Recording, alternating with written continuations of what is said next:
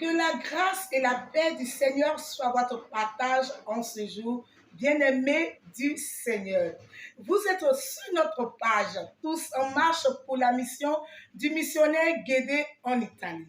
Je tenais à vous dire merci pour l'intérêt que vous portez à notre page et surtout à notre rubrique Lumière du monde, celle de la terre. Bien-aimés, sachez ceci. Désormais, en plus de Facebook, vous pouvez nous suivre sur YouTube. Que Dieu vous bénisse. Aujourd'hui, nous sommes en Côte d'Ivoire, précisément dans la ville de Tiasalé. L'homme de Dieu qui viendra nous entretenir vient du temple La Résurrection. Nous écoutons maintenant attentivement le pasteur Conan Noël dans notre rubrique Lumière du monde, celle de la terre. Bonne écoute à tous. Je vous salue, chers auditeurs, auditrices, chers bien-aimés frères et sœurs en Christ, chers fidèles internautes de la page Tous en marche pour la mission dans la rubrique La lumière du monde et celle de la terre du missionnaire Guédé Afri Hamel de l'Italie. Je suis Conan Kwame Noël, pasteur à l'église des Assemblées de Dieu de Tiasalé, temple de la Restauration en Côte d'Ivoire. Ce jour-ci, je voudrais m'entretenir avec vous sur le thème suivant. C'est en ces temps de la fin, persévérons sans relâche. Pour ce faire, nous analyserons une parabole dite par notre Seigneur Jésus dans l'Évangile selon Luc au chapitre 18, du verset 1 au verset 8. Dans cette parabole, une veuve va venir voir un juge qui n'avait pas de crainte pour le Seigneur, pour lui demander de lui faire justice. Mais pendant longtemps, le juge va faire la sourde oreille. Mais vu la persévérance de la femme, le juge va se dire, alors je lui ferai justice pour qu'elle me colle. En un mot, la paix.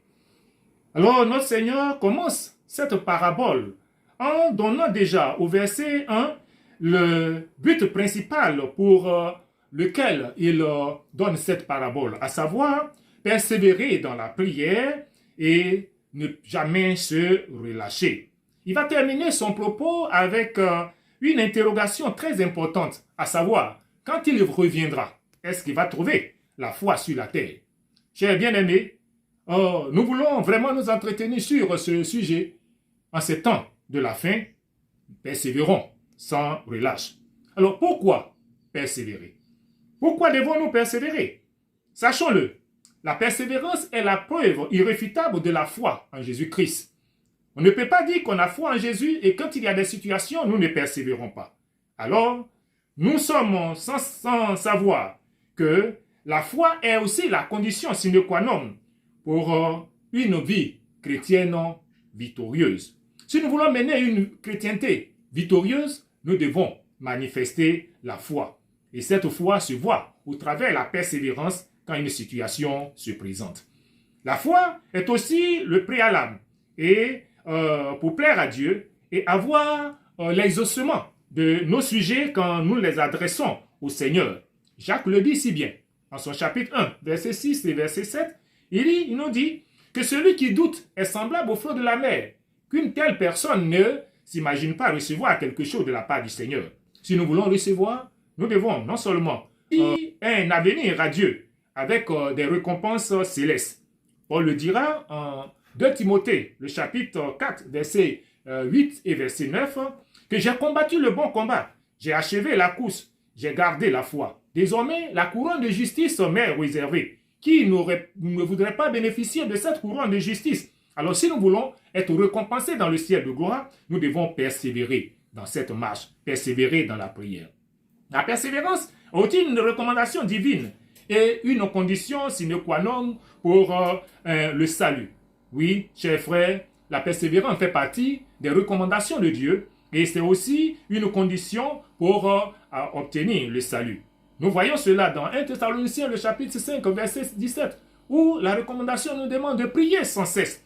Et Matthieu le dira en son chapitre 10, verset 23, que celui qui persévérera jusqu'à la fin sera sauvé. La persévérance peut aussi pousser même l'Éternel à revenir sur une décision qu'il était en train de prendre, et cette fois à notre faveur. Nous le voyons dans l'histoire de Ézéchias. Dieu avait mandaté son prophète d'aller dire à Ézéchias qu'il ne descendrait pas, ne sortirait pas de la maladie dont il souffrait.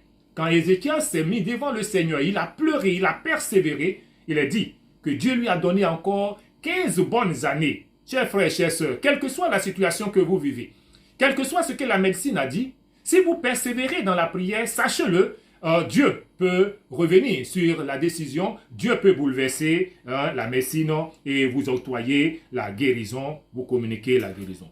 Chers auditeurs et auditrices, sachez que les choses dans ce monde iront de mal en pire. Oui, jusqu'à ce que notre Maître revienne pour nous chercher et pour que nous soyons dans le ciel de gloire avec lui. Mais en attendant, qu'est-ce que nous devons faire? Nous insistons, nous devons persévérer. Persévérons. Oui, pour pouvoir dire comme l'apôtre Paul, j'ai combattu le bon combat, j'ai gardé la foi et la couronne de justice m'est réservée, nous devons absolument persévérer. Aussi, savons-nous que le diable, notre adversaire, amplifie sans cesse les épreuves et les situations que nous rencontrons ici-bas, dans le seul but de nous déstabiliser et de démolir notre foi. Alors pour triompher, là encore, il faut persévérer.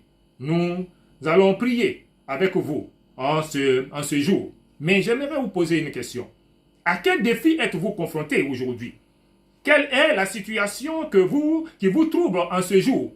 Sachez une chose, ne baissez pas les bras, persévérez en Christ. La solution à toute situation, il n'est pas loin de vous et il n'est pas non plus sourd à votre requête. Il répondra à coup sûr.